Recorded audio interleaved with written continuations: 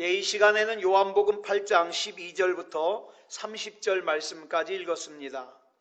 오늘은 요한복음 23번째 시간입니다. 부제목은 예수님을 따른다는 것은입니다. 예수님을 따른다는 것은. 어떤 분이 돌아가신 후 3일째가 되어서 장지에 매장을 하려고 가족과 또 친척과 지인들이 버스를 같이 타고 장지로 가고 있었습니다. 그런데 갑자기 버스 스피커에서 돌아가신 분의 목소리가 흘러나오는 거예요. 많은 사람들이 깜짝 놀랐죠. 그리고는 도대체 돌아가신 분이 무슨 말을 하는지 그 말소리에 귀를 기울이기 시작했습니다. 스피커에서는 이런 말이 흘러나왔습니다. 여러분 안녕하십니까? 오늘 이렇게 나의 장례식에 와주셔서 감사하며 또 환영합니다. 사람은 하나님께서 말씀하신 대로 이렇게 한 번씩은 다 죽게 되는군요. 나도 막상 죽음을 앞두니까 후회되는 일도 많았고 아쉬운 일도 많았습니다. 그런데 지금 뒤돌아보니까 제 인생에 있어서 가장 중요한 것은 믿음이었습니다. 나는 감사하게도 예수님을 믿어 지금 천국으로 갑니다. 여러분도 부디 예수님 잘 믿어서 천국에서 꼭 다시 만나기를 바랍니다. 그러면서 뒤에다가 이런 농담을 덧붙였어요. 한 가지 높아심의 말씀을 드리는데 상갓집에서 주는 밥이 공짜라고 배부른데도 억지로 많이 먹지는 마십시오. 그리고 내 친구 이집사에게 한마디 하겠습니다. 이집사, 전에 나하고 같이 상갓집 갈 때마다 보니까 가방에 먹을 거 잔뜩 집어넣더라. 오늘은 그러지 말게. 그러면서 마지막 인사합니다. 그러면 나중에 천국에서 꼭 다시 만납시다. 이렇게 소리가 끝났습니다. 그러면서 껄껄껄 웃으면서 마무리했어요. 이것은 돌아가신 분이 돌아가시기 직전에 자기가 나중에 죽고 나면 자기 장례식을 치르기 위해서 장지로 함께 가는 사람들에게 꼭 틀어주라고 미리 녹음한 거예요. 이 녹음을 들은 사람들은 충격을 받았고 돌아가신 분이 했던 이 전도의 말을 잊지 못해서 그날 그곳에 같이 간 사람 중에 예수 안 믿는 사람들이 있었는데 그 중에 많은 분들이 예수님을 구주로 영접하고 믿게 되었다는 사실입니다. 왜 이런 일이 벌어졌을까요? 똑같은 말, 똑같은 행동이라고 하더라도 그 상황에 따라서 호소하는 힘과 그 다음에 설득하는 힘이 다릅니다. 장례식을 치르기 위해서 장지로 가는 버스 안에서 그것도 죽은 사람의 목소리를 통해서 듣는 그 말의 의미, 내가 지금 구원받고 천국으로 가고 있다는 그 말의 의미, 이런 말은요 살아있는 사람이 옆에서 하는 말의 의미와 전혀 다르잖아요. 그래서 힘이 있더라 이 말입니다. 우리가 지금 살펴보고 있는 요한복음 7장과 8장의 배경은 초막절입니다. 이 초막절에는요 예루살렘에서 두 가지 큰 행사를 합니다. 첫 번째 행사는 뭐냐? 물 깃는 행사예요. 초막절에 예루살렘에 모인 사람들은 거기 실로암, 안 못 보는 사람이 닦고 앞을 왔던 실로암 있죠.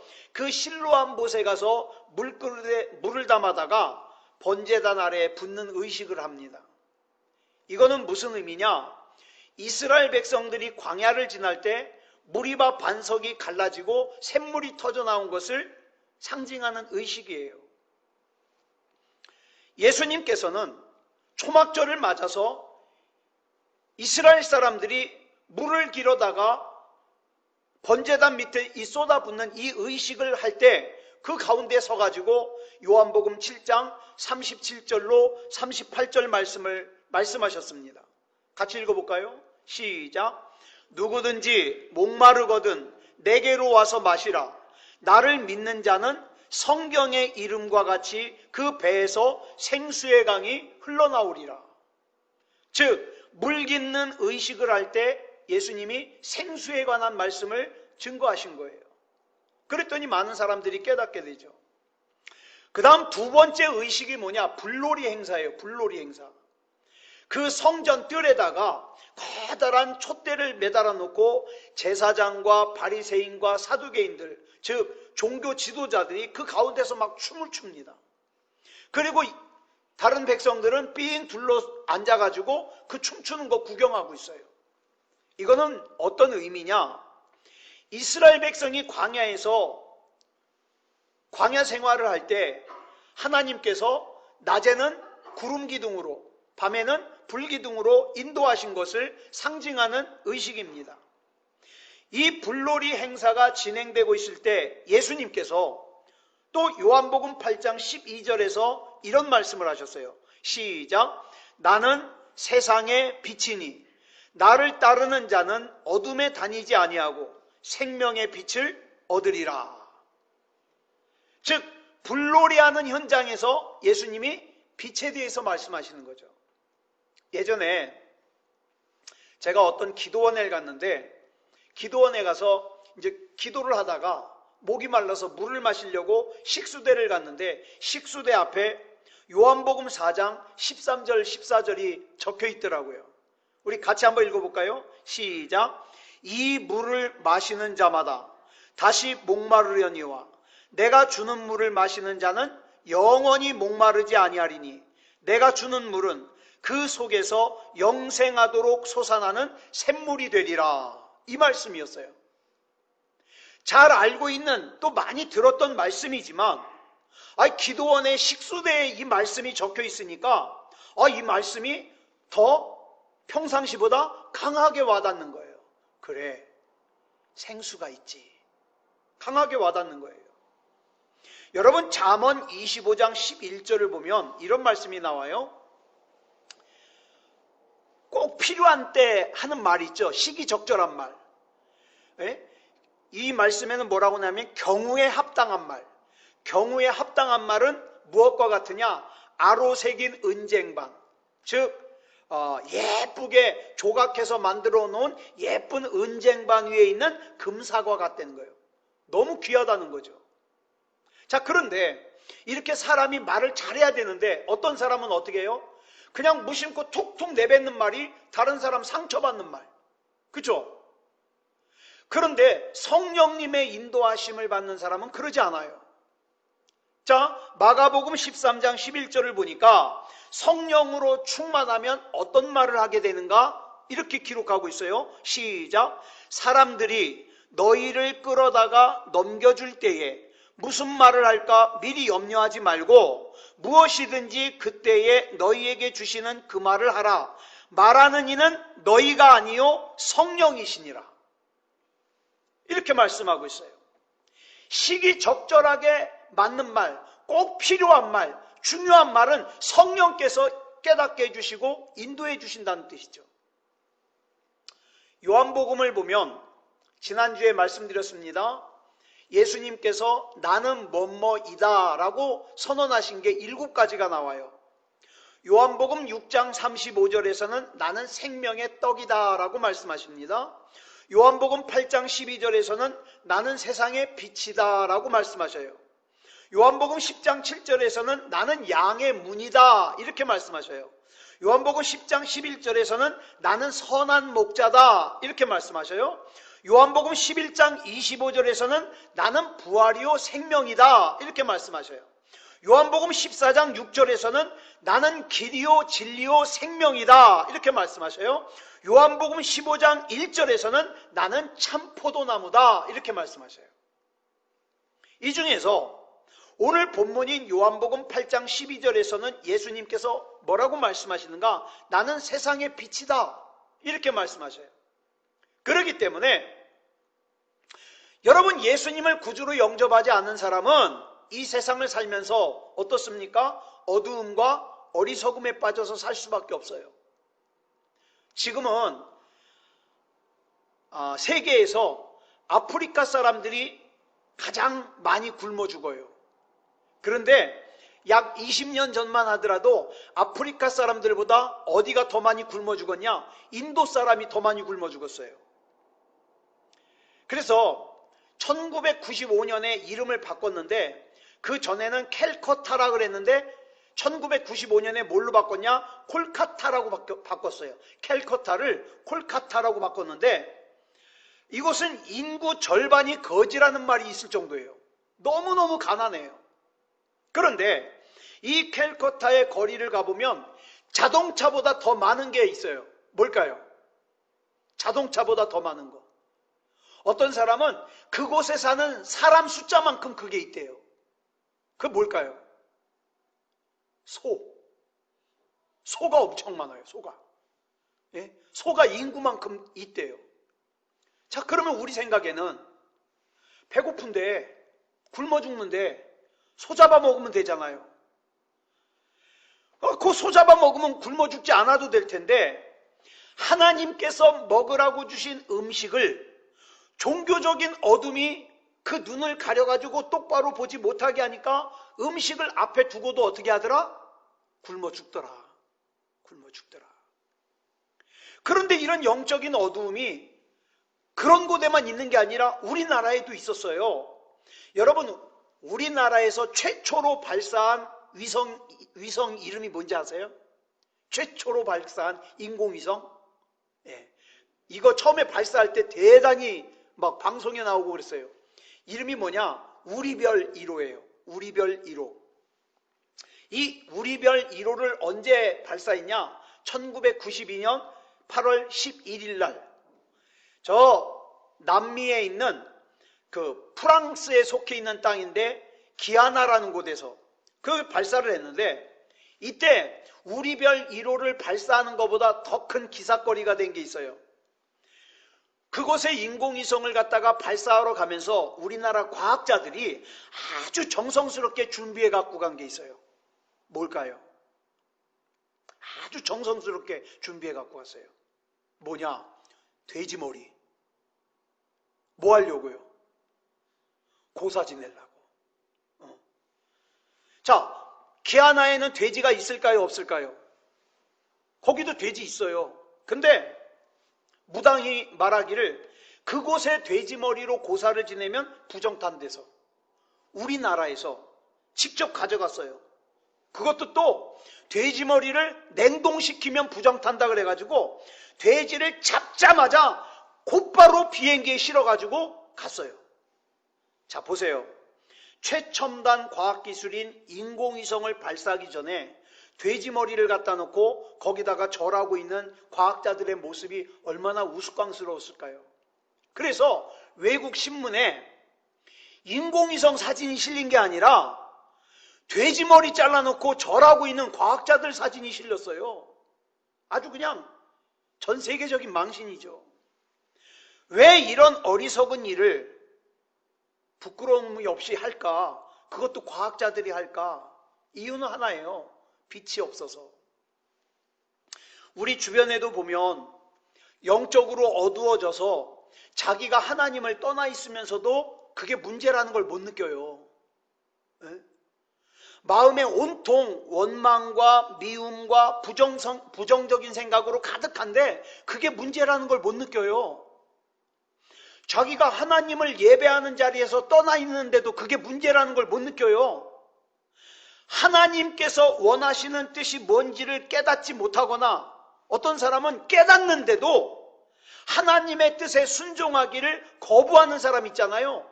근데 그게 문제라는 걸 못 느껴요. 왜? 영적으로 어두워서. 영적으로. 그러므로 우리들은 이런 사람들이 영적인 어두움에서 벗어날 수 있도록 빛 대신 예수 그리스도를 증거해야 되는 사명이 있다 이 말이에요. 예? 그렇다면 이 빛이 우리에게 어떤 유익을 줄까요? 빛은요, 크게 두 가지로 생각을 할 수 있어요. 첫째로 빛은요, 우리에게 건강을 줍니다. 햇빛을 많이 쬐야 건강해요. 이 세상에 있는 모든 생명은요, 빛을 통해서 얻어요. 의사가 하는 말을 들었는데 우리가 햇빛을 많이 못 받잖아요. 햇빛을 많이 못 받으면 우리 몸속에서 생겨야 되는 호르몬이 있는데 아주 중요한 호르몬인데 그게 뭐냐? 멜라토닌이라는 호르몬이 있는데 이게 안 만들어진대요. 그러면 이 멜라토닌이라는 호르몬이 부족하면 어떤 현상이 생기냐? 마음이 다운돼요. 우울해요. 그게 심해지면 우울증에 걸리는 거예요. 그러면 이 우울증에 걸린 사람들의 특징이 뭐냐? 밖에 안 나가려고 그래요. 사람들을 안 만나려고 그래요. 거기다가 더 심각해지잖아요. 창문에다가 그 빛 안 들어오는 암막 커튼 있죠? 깜깜한 거, 그거 다 쳐요. 햇빛을 다 차단해요. 그러면 이 우울증을 해결할 수 있는 방법이 뭐냐? 밝은 빛이 들어오는 데서 아침부터 저녁까지 햇빛 쬐면 돼요. 의사가 그러더라고요. 약으로 해결하려고 하지 말고 아침부터 저녁까지 햇빛 쬐면 된다고. 근데 우리 집은 하루 중에 햇빛 들어오는 시간이 1시간 되나? 그 시간 놓치면 햇빛 못 봐요. 희한한 집이에요. 그러므로 저와 여러분은요, 매 순간마다 예수님의 빛을 받아야 생명력이 충만합니다. 자, 보세요. 우리 예수님은요, 영혼의 빛이 되신 주님이에요. 이 영혼의 빛이 되신 주님을 갖다가 멀리 떨어져 있으면 어떡합니까? 영적인 우울증에 걸려요. 그러면 영적인 우울증에 걸리면 나타나는 현상이 뭐냐? 영적인 능력을 잃어버려요. 아주 안타까운 상태가 되는 거죠. 그러므로 우리는 매 순간 예수님의 빛을 받아야 됩니다. 그 다음 두 번째로 빛은 우리에게 판단을 할 수 있게 해줘요. 자, 보세요. 제가 굉장히 비싼 옷을 다 입고 왔어요. 여러분들한테 자랑하려고. 근데 전기가 탁 나가버렸네. 깜깜해요. 그러면 제가 좋은 옷 입고 있는 거 보여요, 안 보여요? 안 보이죠. 제가 뭐 옷을 입고 있는지 다 벗고 있는지 안 보이죠. 예. 자, 아무리 아름다운 옷을 입고 있다 해도 빛이 비추지 않으면 그 옷이 좋은 옷인지 나쁜 옷인지 분간을 못하죠. 빛이라는 게 뭡니까? 빛 자체도 중요하지만 그 빛을 통해서 어떻게 합니까? 다른 것을 판단할 수 있는 거예요. 올바른 판단을 할 수 있는 거예요. 그러므로 저와 여러분이 예수 그리스도라는 빛이 있어야만 올바르게 판단합니다. 한때 우리 역사에서요, 빛이 없는 인간의 지식으로 인간을 보는 거예요. 그러다 보니까 인간을 뭘같이 보느냐? 짐승같이 봐요. 인간의 생명이 조금 더 귀하질 않아요. 그러다 보니까 여러분, 옛날 구소련에 공산화를 했던 스탈린이라는 사람이요, 그 구소련의 공산 정권을 세우기 위해서 몇 명을 죽였는지 아세요? 2천만 명 이상을 죽였어요.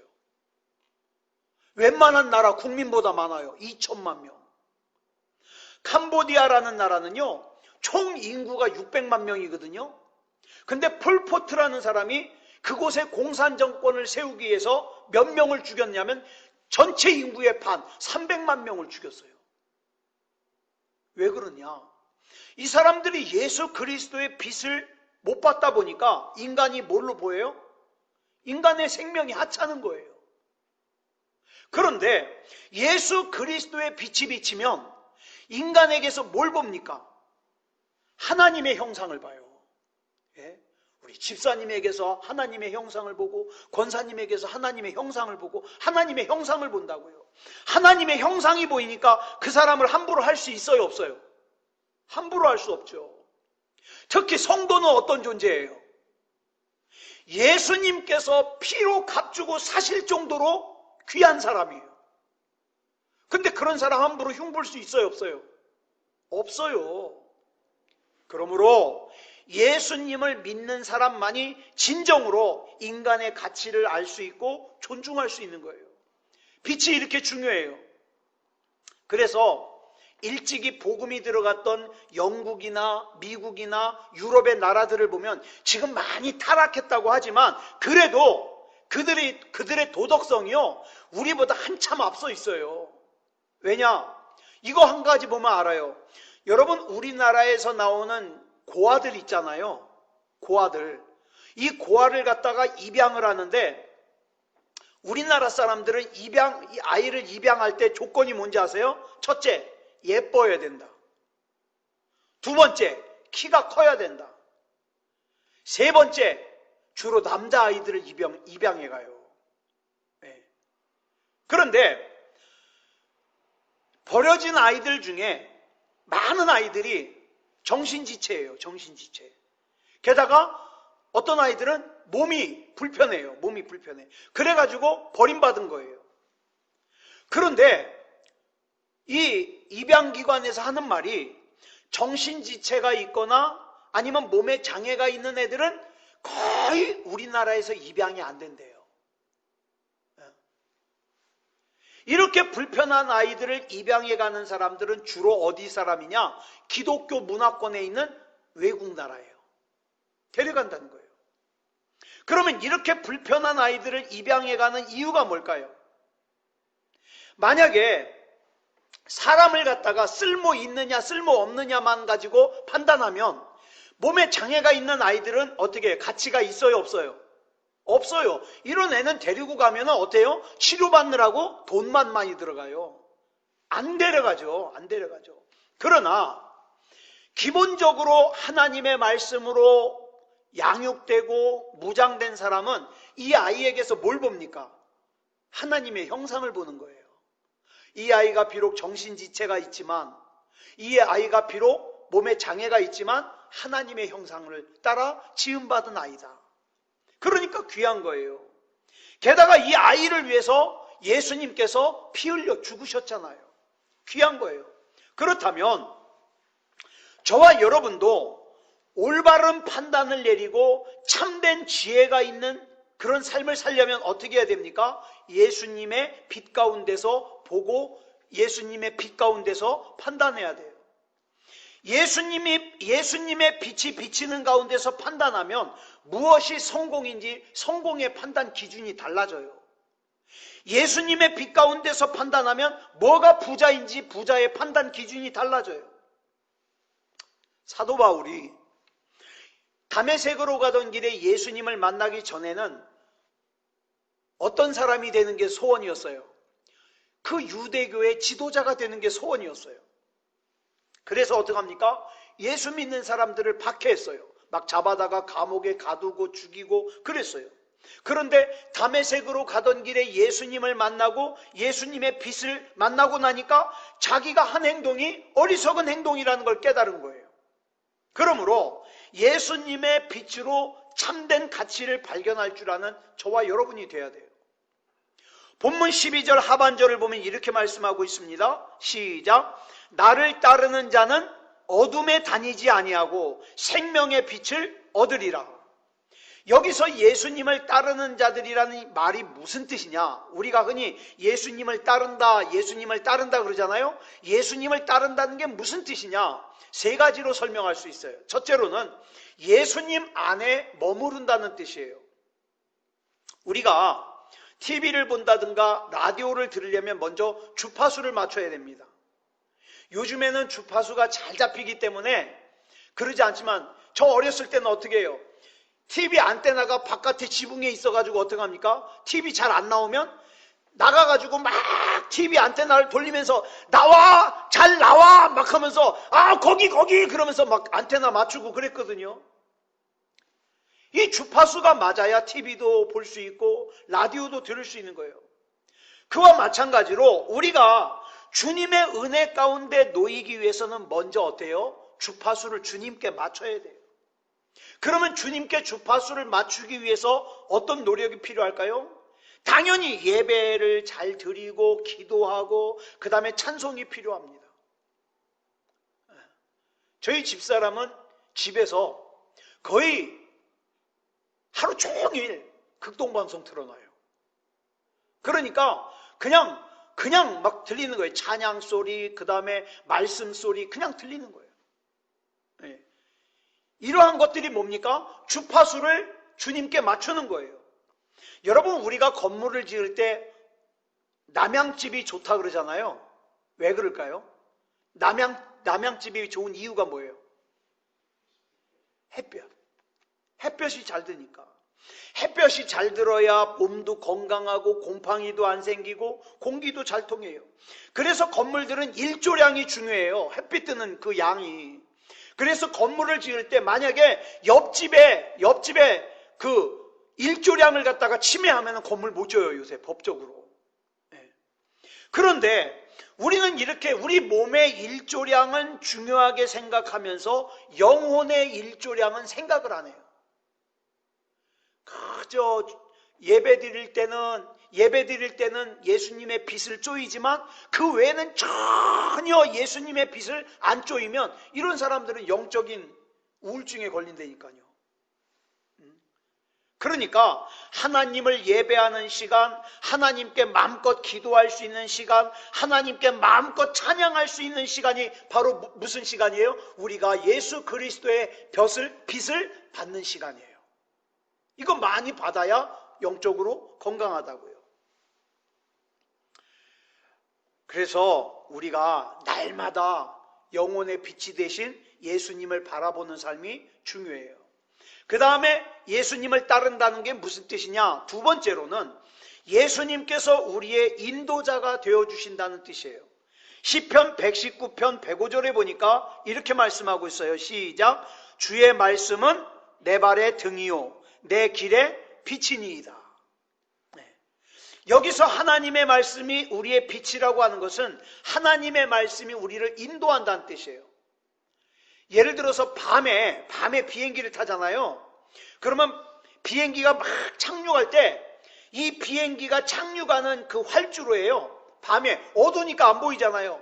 쫙 무선을 하면은 그 공항에서요 그 활주로에 전등을 쫙 켜줘요. 유도등을. 그러면 그 불이 켜지면 비행기의 기장은 그 유도등을 따라서 어떻게 해요? 비행기를 착륙시키는 겁니다.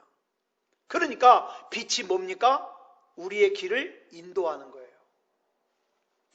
미국의 16번째 대통령이 우리가 잘 알고 있는 에브라함 링컨 대통령인데 이 에브라함 링컨 대통령이 6살이 되기 전에 어머니가 돌아가셨어요. 참 고생 많이 했죠. 그런데 어머니가 돌아가시면서 6살 채 안 된 에브라함 링컨에게 성경책을 주시면서 이렇게 유언을 해요. 내 생각이 날 때마다 이 성경책을 읽어라. 이 성경이 엄마의 음성이라고 생각하고 늘 이 성경 말씀에 순종해라. 그래서 나중에 어떤 일이 일어났습니까? 어머니는 돌아가셨지만 성경 말씀을 어머니의 음성같이 들었던 링컨은 시대를 움직이는 지도자가 됩니다.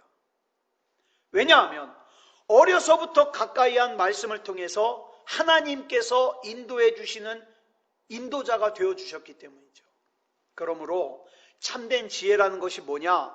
우리 하나님을 기쁘게 하는 일, 또 하나님의 뜻이 뭔가를 깨닫고 그 말씀대로 깨달은 대로 사는 것, 이게 지혜예요. 그러면 견고한 반석 위에 지어지는 아주 아름다운 인생의 집이 될 수 있습니다. 그 다음 마지막 세 번째로 예수님을 따른다는 말의 의미는 예수님께서 우리에게 가치를 더해 주신다는 뜻이에요.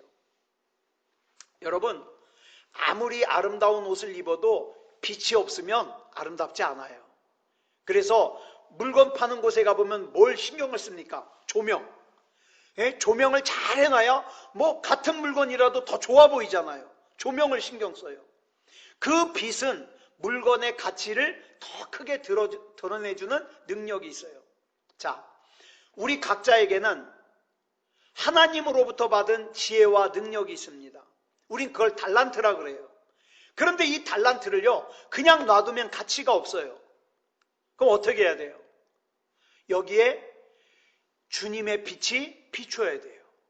자, 여러분 아시는 대로 다윗은 물맷돌을 잘 던졌어요. 그죠? 물맷돌을 잘 던졌어요. 그런데 여러분, 사실 이 물맷돌보다 화살이 더 위험하잖아요. 좋은 무기잖아요. 그런데 다윗이 이 물맷돌을 잘 던지는 능력이 있었는데 진짜 이 능력이 힘을 발휘한 것은 하나님의 빛이 이 다윗의 물맷돌 던지는 능력에 비추니까 그 물맷돌로 어떻게 해요? 거인 골리앗을 쓰러뜨리더라는 거죠. 또 요한복음에 보면 그런 말씀 나오잖아요. 한 어린아이가 물고기 2토막과 보리떡 5덩어리가 든 작은 도시락을 갖고 있었어요.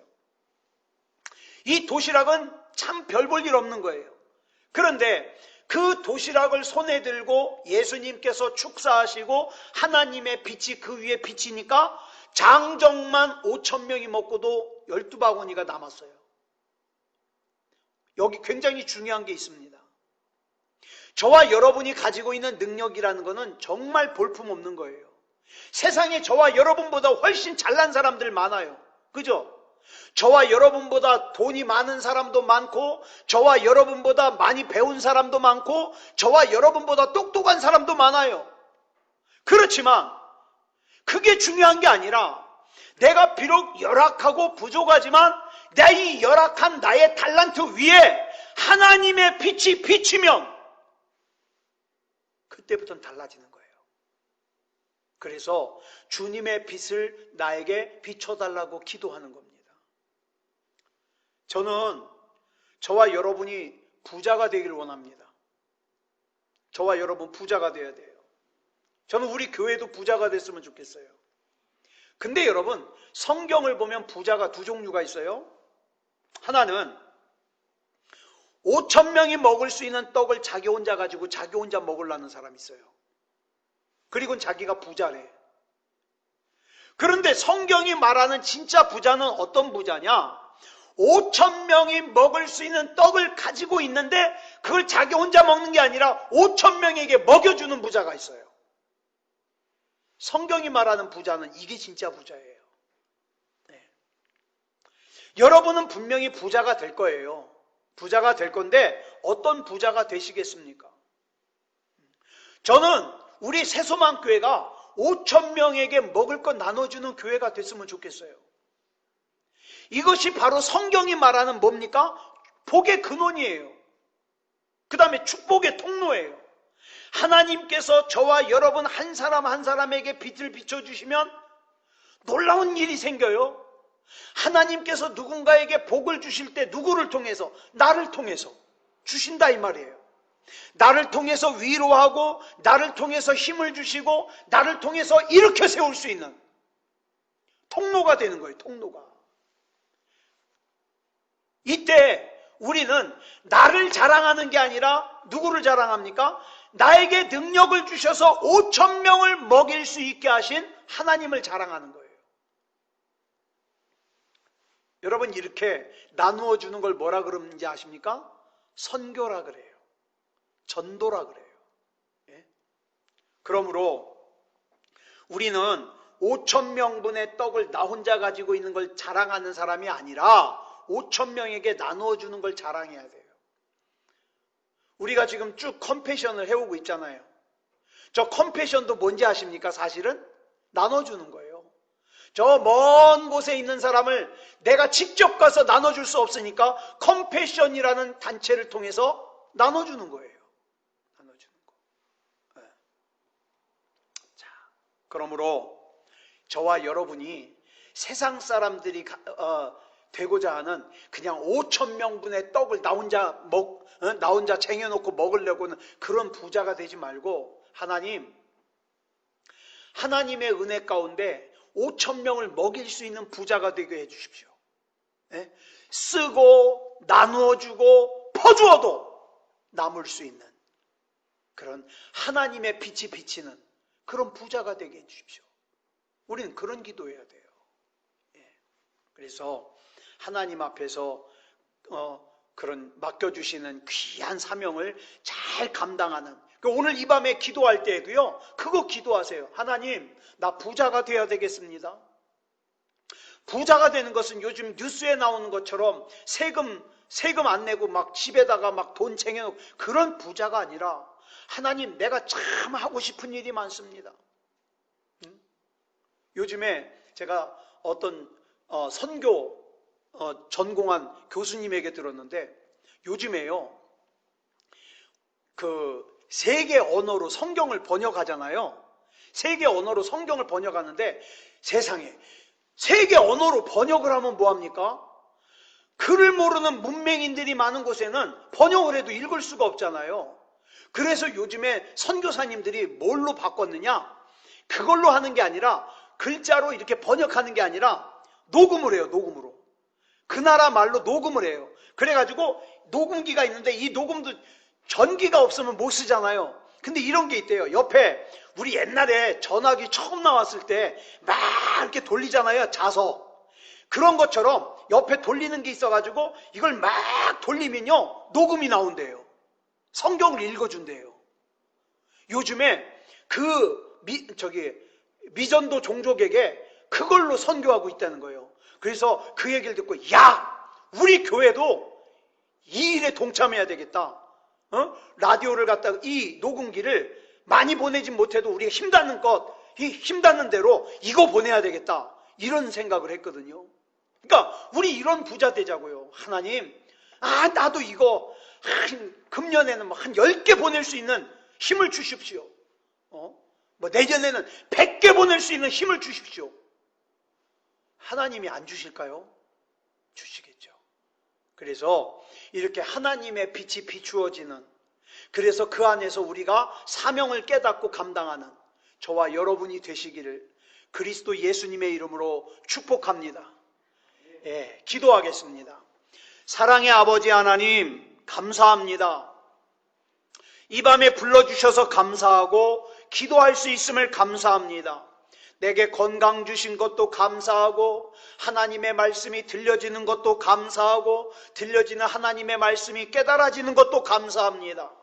사랑의 아버지 하나님 붙잡아 주셔서 하나님의 빛이 우리에게 비추어짐으로 말미암아 나의 작은 능력이 우리 하나님의 손에 붙들림 받아 귀하게 쓰임 받을 수 있게 하여 주시옵소서. 사랑의 아버지 하나님, 우리 하나님의 은혜 가운데 내가 무엇이라도 조금이라도 할 수 있는, 우리 교회가 조금이라도 하나님의 일에 동참할 수 있는 그런 우리 교회가 되게 해 주시옵소서. 이 밤에 기도할 때 우리 하나님께서 붙잡아 주셔서 억눌린 것들 다 결박 끊어주시고 또 우리를 힘들게 하려고 하는 악한 마귀의 세력 결박하여 무적행에 던져주시고 하나님이 주시는 자유와 하나님이 주시는 평안 가운데에서 하나님께서 맡겨주신 사명을 깨닫게 하여 주시고 귀한 사명 잘 감당할 수 있는 우리가 되게 하여 주시옵소서. 우리 주님께서 붙잡아 주시고 역사해 주실 줄 믿사오며 그리스도 예수님의 이름으로